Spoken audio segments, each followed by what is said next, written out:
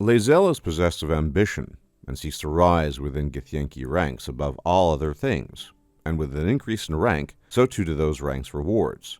At least, of course, until Vlaakith devours your soul because you grew too powerful for her taste. One of the most prized objects in the eyes of the Githyanki, perhaps the most prized for the aspiring Githyanki warrior, is the Githyanki Silver Sword. The Githyanki Silver Sword is a magical greatsword that can sever the silver cord of an astral traveler.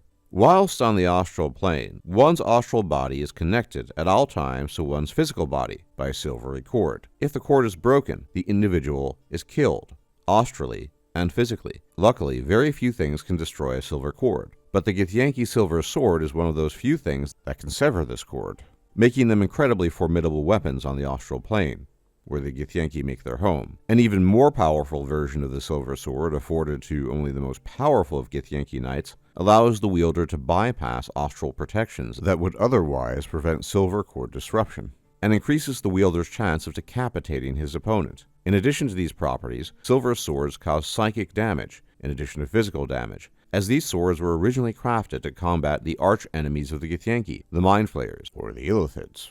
It is said that every Githyanki Silver Sword traces back its origin to the unique Silver Sword of Gith, the Githyanki freedom fighter who journeyed to the Nine Hells to parley with Tiamat, and who never returned.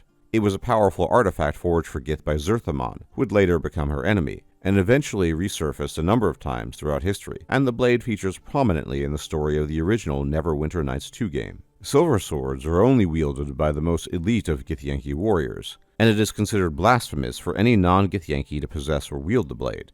In particular, if the owner of a silver sword should ever lose it, and should it find its way into the hands of non-Githyanki, elite units of Githyanki warriors will be sent out to take back the sword at any cost, with the price of failure resulting in execution of the retrieval party. Now, we do meet a party of Githyanki in early access, scouring the land for a Githyanki artifact that Lae'zel attempts to parley with by following Githyanki protocol, as we seek a creche to remove the illithid tadpoles that the party is carrying within them.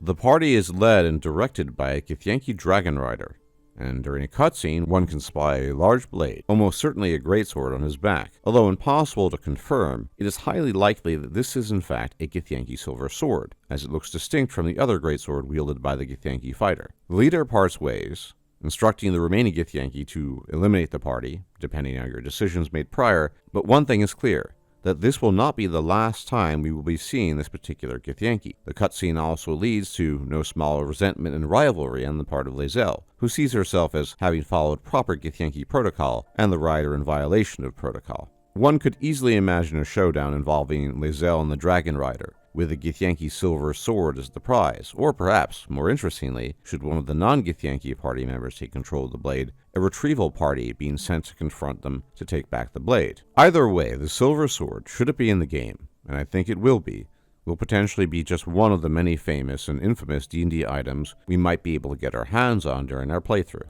As always, thank you for tuning in. Please leave a like, comment, share, and subscribe, as it really helps out the channel, and I will check you out next time. Take care, be well.